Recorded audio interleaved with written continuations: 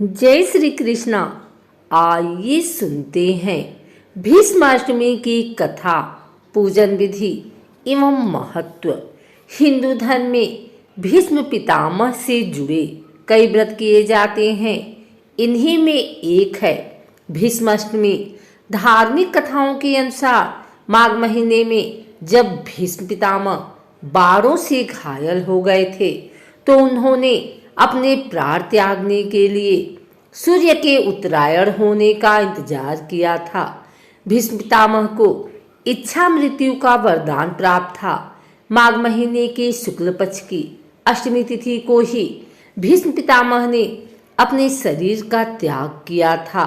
इसलिए हर साल इस दिन को भीष्माष्टमी को नाम से मनाया जाता है।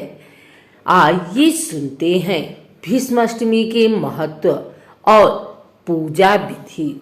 मान्यता है कि जो व्यक्ति श्रद्धापूर्वक माघ शुक्ल पक्ष की अष्टमी को भीष्माष्टमी का व्रत व पूजन करता है उसकी सभी मनोकामनाएं पूरी होती हैं और व्रत के प्रभाव से उसे पितृदोष से भी मुक्ति मिलती है।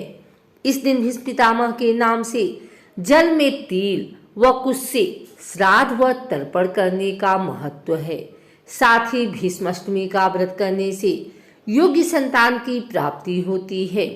भीष्माष्टमी के महत्व को लेकर धर्म ग्रंथों में कहा गया है कि माघ मासे शीताष्टमया सतिल भीष्म तर्पणम श्राद्धस्य ये नरा कुरुस्तेषु संतति भागिनम।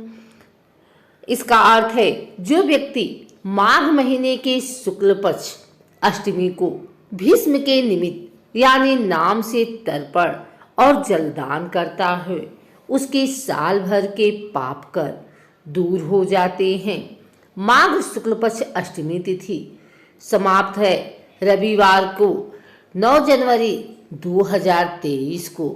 शुभ योग भीष्माष्टमी के दिन अश्विनी नक्षत्र के कारण सौम्य नामक शुभ योग रहेगा।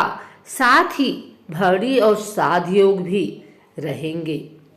भीष्माष्टमी के दिन सुबह जल्दी उठें और इसके बाद किसी पवित्र नदी में स्नान करें। यदि किसी कारण नदी स्नान संभव न हो तो स्नान करने के पानी में थोड़ा गंगा जल मिलाकर स्नान करें। इसके बाद साफ कपड़े पहन लें और एक गमछा अपने दाहिने कंधे पर रखें।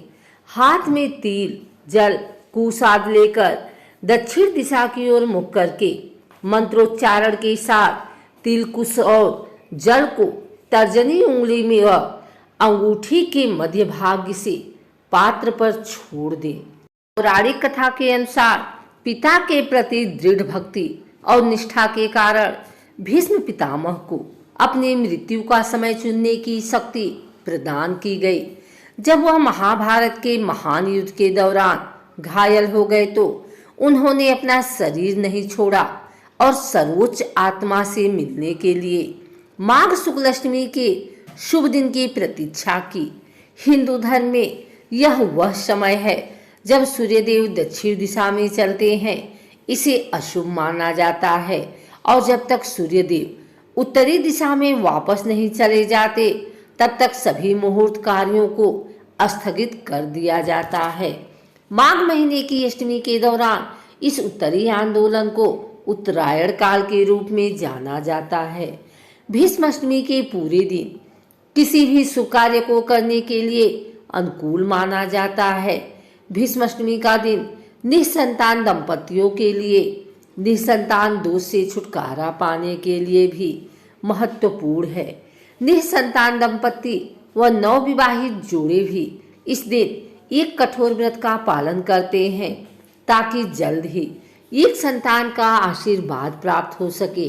ऐसा माना जाता है कि इस दिन भीष्म पितामह का आशीर्वाद प्राप्त करने के बाद संतान की प्राप्ति होती है।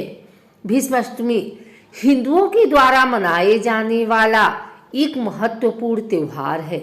महाभारत काल से जुड़ी कथा के अनुसार भीष्म राजा शांतनु और देवी गंगा के सबसे छोटे पुत्र थे। भीष्म के जन्म का नाम देवव्रत था। जैसे जैसे वह बड़े हुए गंगा उसे अपने साथ जरूरत के सभी कौशल सिखाने के लिए दैत्य गुरु शुक्राचार्य के पास ले गए। आखिरकार उन्होंने लड़ने की अतुलनीय कला सीखी, जिसके कारण उन्होंने कभी भी हार न मानने का अनूठा गौरव अर्जित किया। जब तक कि वे युद्ध के मैदान में युद्ध कर रहे थे, जैसे जैसे समय बीतता गया, राजा शांतनु ने सुंदरता से मुग्ध होकर सत्यवती से विवाह कर लिया। हिंदू पौराणिक कथा के अनुसार गंगा केवल इस शर्त पर शांतनु से शादी करने के लिए सहमत हुई कि वह जो भी करेंगी उसके लिए शांतनु कभी भी उससे कोई सवाल नहीं करेंगे। इस वचन के बाद गंगा शांतनु के 7 बच्चों की माता बनी। गंगा ने सभी 7 बच्चों को जन्म के तुरंत बाद गंगा में प्रवाहित कर दिया।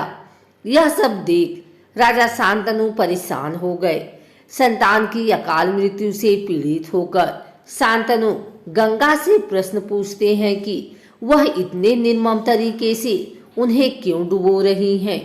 यहाँ शांतनु गंगा को दिया अपना वचन भंग करते हैं, जिसका विरोध करते हुए गंगा अपने 8वें पुत्र भीष्म को शांतनु को सौंपकर चली गई। यही भीष्म बड़े होकर भीष्म पितामह के नाम से जाने गए। भीष्म के प्राण त्यागने की तिथि भीष्म अष्टमी के रूप में मनाई जाती है।